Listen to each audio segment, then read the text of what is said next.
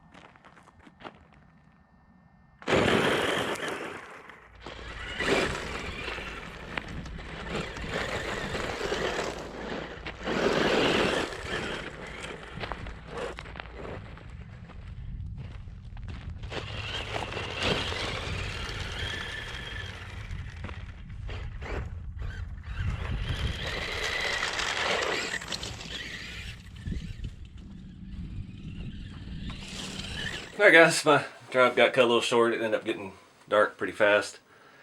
It's the bad part about this time of year. But this thing still rips, and I'm still running a nickel metal battery in it. I don't have any spare speed controllers with Dean's connectors and all that. I've never run this on a LiPo. It's plenty fast enough. These Tamiya SRB frames, they're pretty hard to steer. They have just the stock can motor. It's got plenty of torque, and the steering is not real responsive. It's got a very limited range, so you're pretty much steering with the throttle, and it'll easily walk the back end out from behind you. But if you haven't seen the original video, the build of this thing, check it out. I know it's kind of controversial because most of these Baja Bugs were fiberglass. You know, the front fenders, the hood, and all the stuff, fenders, and they're fiberglass. But it's all rusty. It's all cool. This one has been modified quite a bit. I've got a lot of stuff. I did a collaboration series with Shapeways, and we put those scale pieces on the side. I'll put a link to that video in the at the end of this one, so you can find those products, because there are links in those, but it's been so long I couldn't find them right now without tracking down the video.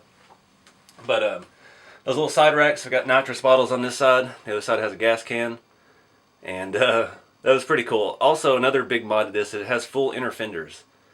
And I can't remember who the person on Shapeways was that designed all this stuff. I know the racks were one person. I think the inner fenders were another. And we've got the scale motor, which, I can't remember who that was from either. I'm sorry.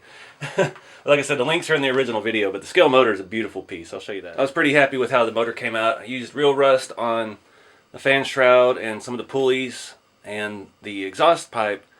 I discovered a really cool thing. I coined the technique rusty pipe, because this was the first thing I experienced it on. I used a chrome spray paint. Do I have any? Nope, I am out. I don't remember which brand. I think it was just Rust-Oleum. It was stuff I got at Walmart. It wasn't anything fancy. And I used the rust streaks on it. And no matter how much you let the chrome paint dry, the rust streaks eat into it. So they're not compatible. But you can find the right balance. You get that rusty old pipe look. And I was pretty happy with how that came out. That engine and stuff on there looks fantastic. I believe the engine is Night Customs. And yeah, he's got some awesome stuff for these old Tamiyas. Later I added the missiles on the back. This one keeps sliding down. I just used some sheet metal, made a little rocket mount. Got some missiles stuck on the side there, just for grins.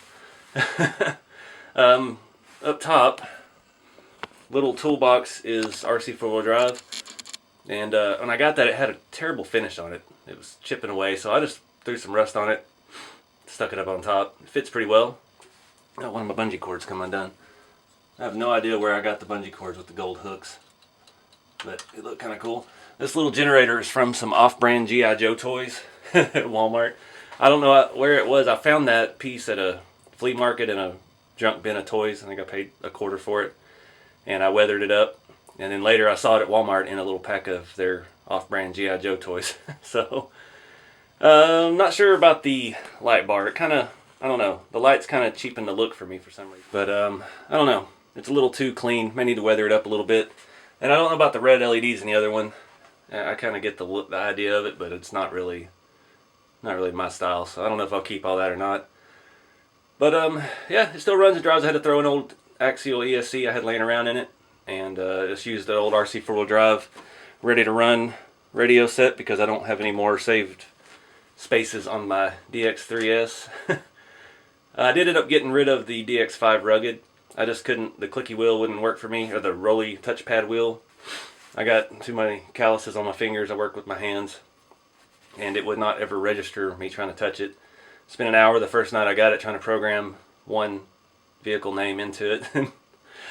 That had about enough, so I sold that off at a flea market, or at a flea market, at the swap meet down at the local hobby shop in Dallas.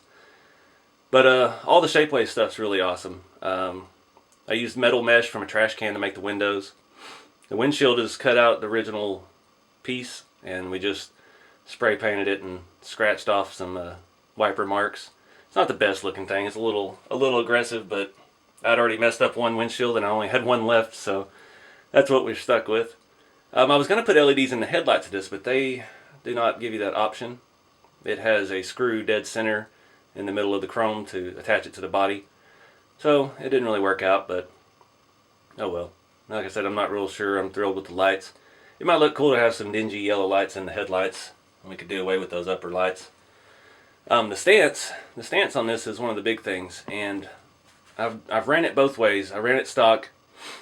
When I got this, it had been converted. It has aftermarket chassis, an eBay aluminum chassis, and it drooped real bad in the back, and I didn't think I liked that until I put new torsion bars in it.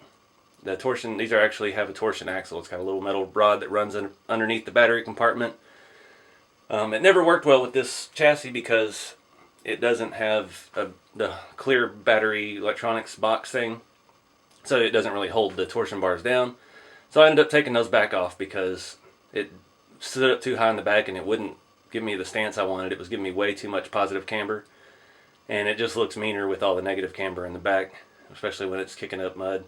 You see, I've got a lot of real mud up here. I'm not going to touch it. I'm going to leave it, let it dry. It adds to the look of the thing.